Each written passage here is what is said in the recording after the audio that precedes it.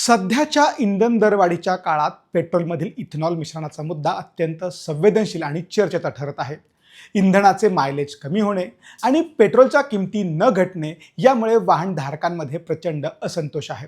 सरकारने आपल्या अहवालात मायलेज घटत असल्याचं मान्य केलं असलं तरी त्यावर कोणताही ठोस उपाय अद्याप समोर आलेला नाहीये. सरकार वारंवार ब्राझीलच्या इथेनॉल मॉडेलचे उदाहरण देते, पण ब्राझीलने हे नक्की कसं साध्य केलं आणि भारताच्या धोरणात नेमकी कुठे चूक होत आहे जाणून घेण्यासाठी हा व्हिडिओ शेवटपर्यंत नक्की पहा. ब्राझीलने इंधनाच्या बाबतीत स्वावलंबन मिळवण्याचा प्रवास हा जगासाठी एक केस स्टडी आहे. 1931 पासून सुरुवात झाली असली तरी 1973च्या जागतिक तेल संकटानंतर 1975 मध्ये सुरू झालेला प्रो अल्कोहोल कार्यक्रम हा या क्रांतीचा खऱ्या अर्थानं टर्निंग पॉईंट ठरला. सरकारने केवळ कागदी आश्वासनं न देता साखर कारखान्यांना अनुदान, स्वस्त कर्ज आणि इथेनॉल खरेदीची थेट हमीच दिली. याचा परिणाम म्हणून 1979 मध्ये जगातील पहिली 100% इथेनॉलवर चालणारी फिएट 147 कार रस्त्यावर आली. 1980च्या दशकात कच्च्या तेलाच्या किमती कमी झाल्याने आणि साखरेचे दर वाढल्याने हा कार्यक्रम काही काळ थंडावला होता. मात्र सरकारचे धोरण बदलले नाही, उलट अधिक सक्षम नियोजनावर भर दिला गेला. या वर्षाने ब्राझीलच्या इथेनॉल धोरणाला नवे बळ दिले. फ्लेक्स फ्युएल इंजिन तंत्रज्ञानामुळे ग्राहकांना पेट्रोल, शुद्ध इथेनॉल किंवा कोणत्याही मिश्रणाचा वापर करण्याचे स्वातंत्र्य मिळाले. आजही तिथल्या 80%हून अधिक नव्या गाड्या याच तंत्रज्ञानावर आधारित आहेत. आज ब्राझीलमध्ये सामान्य पेट्रोलमध्ये 27% म्हणजे E27 इथेनॉल मिश्रण अनिवार्य आहे.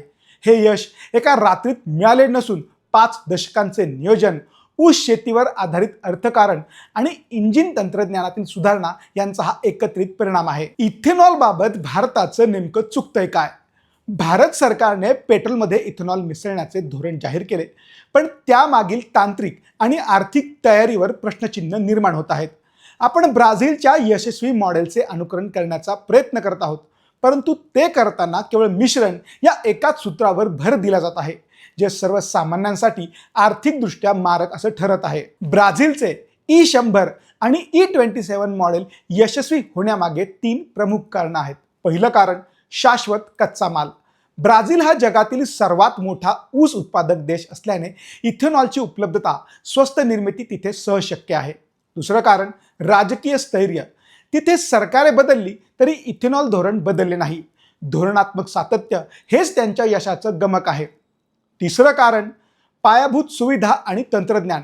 ब्राझीलने धोरण फक्त कागदावर ठेवले नाही, कार कंपन्यांना इथेनॉल कम्पॅटेबल इंजिन बनवण्यास भाग पाडले आणि त्यासाठी आवश्यक ते इन्फ्रास्ट्रक्चर उभारण्यासाठी प्रचंड गुंतवणूक देखील केली. भारताचं नक्की काय चुकतंय ते पाहूयात.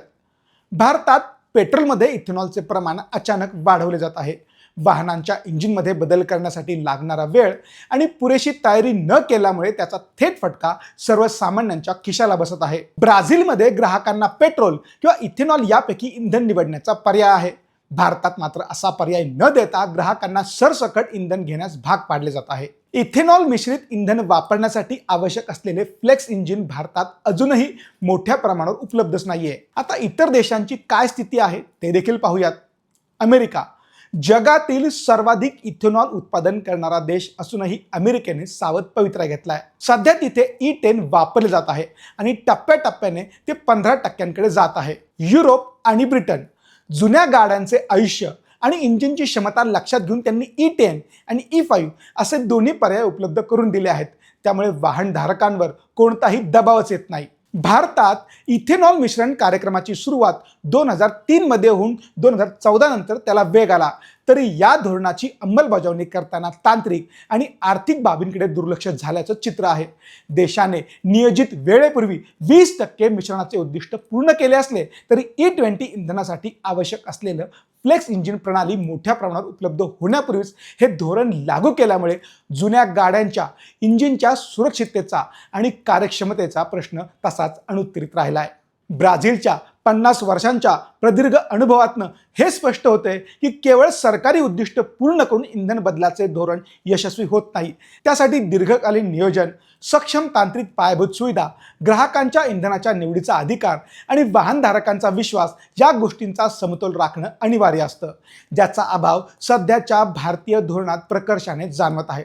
याबद्दल तुम्हाला काय वाटतं आम्हाला कमेंट करून नक्की सांगा.